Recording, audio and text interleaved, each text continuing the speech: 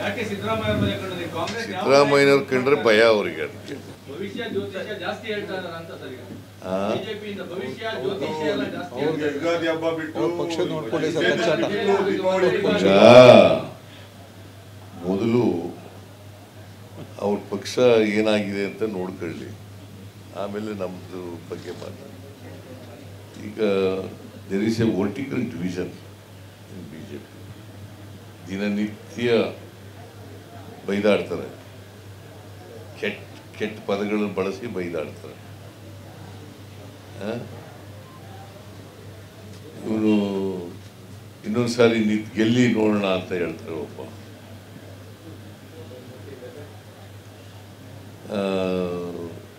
ವಿಜೇಂದ್ರ ಗೆದ್ದದ್ದು ಹೊಂದಾಣಿಕೆ ಮಾಡ್ಕೊಂಡು ಗೆದ್ರು ಅಂತ ಹೇಳ್ತಾರೆ.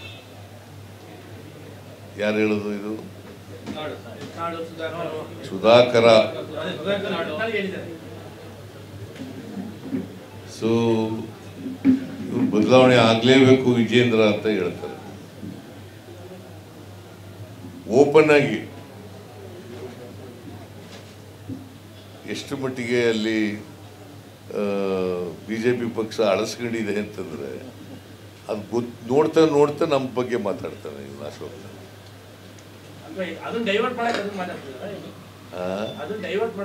ನೀ ಹೆಚ್ಚ ಬರೀತಾ ಇಲ್ಲ ಅಂತ ತೋರಿಸ್ತಾ ಇಲ್ಲ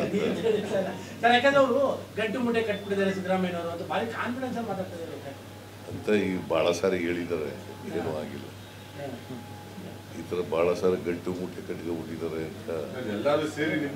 ಈಗ ವಿಜೇಂದ್ರ ಏನ್ ಹೇಳ್ದ, ಬೆಳಗಾವಿ ಅಧಿವೇಶನಕ್ಕೆ ಹೊಸ ಚೀಫ್ ಮಿನಿಸ್ಟರ್ ಬರ್ತಾರೆ ಅಂತ ಹೇಳಿದ.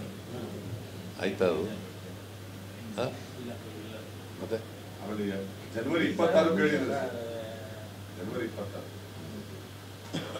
ಜನವರಿ 26ಕ್ಕೆ ಬೇರೆ ಸಿಎಂ ಬಂದು ಅದಕ್ಕಿಂತ ಮುಂಚಿತವಾಗಿ ಇದು ಬೆಳಗಾವಿ ಸೆಷನ್ ನಡೀತಲ್ಲ, ಬೆಳಗಾವಿ ಸೆಷನ್ ಅಷ್ಟೊತ್ತಿಗೆ ಹೊಸ ಚೀಫ್ ಮಿನಿಸ್ಟರ್ ಬರ್ತಾರೆ ಅಂತ ವಿಜೇಂದ್ರ ಹೇಳಿದ್ದ. ಆಯ್ತಾ? ಬಗ್ಗೆ ಏನೋ ರಾಜಕೀಯವಾಗಿ ಏನು ಹೇಳ್ತಾರೆ. ಈಗ ಇಷ್ಟೆಲ್ಲ ಅಪಪ್ರಚಾರ ಮಾಡಿದ್ರು, ನಮ್ಮ ಮೇಲೆ ಭ್ರಷ್ಟಾಚಾರದ ಸುಳ್ಳುಗಳನ್ನೆಲ್ಲ ಹೇಳಿದ್ರು. ಏನಾಯ್ತು ಬೈ ಎಲೆಕ್ಷನ್?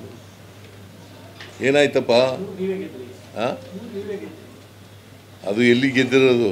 ಚನ್ನಪಟ್ಟಣದಲ್ಲಿ, ಆಮೇಲೆ ಶಿಗ್ಗಾವಿನಲ್ಲಿ, ಸಂಡೂರು ನಾವೇ ಗೆದ್ದಿದ್ದದು ಬಿಡು.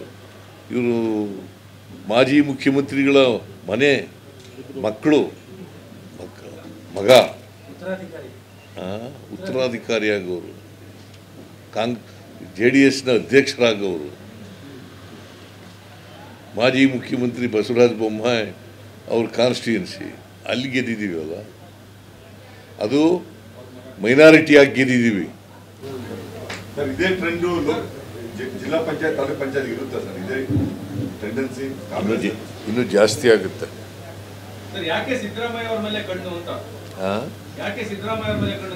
ಸಿದ್ದರಾಮಯ್ಯನವ್ರು ಕಂಡ್ರೆ ಭಯ ಅವರಿಗೆ. ಅದಕ್ಕೆ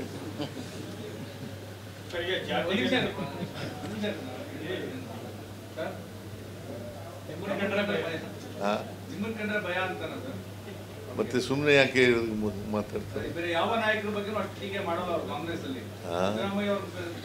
ಕಾಂಗ್ರೆಸ್ ಬಗ್ಗೆ ಟೀಕೆ ಮಾಡ್ತಾರೆ, ಬಟ್ ನನ್ ಕಂಡ್ರೆ ಭಯ ಅವ್ರಿಗೆ. Thank you.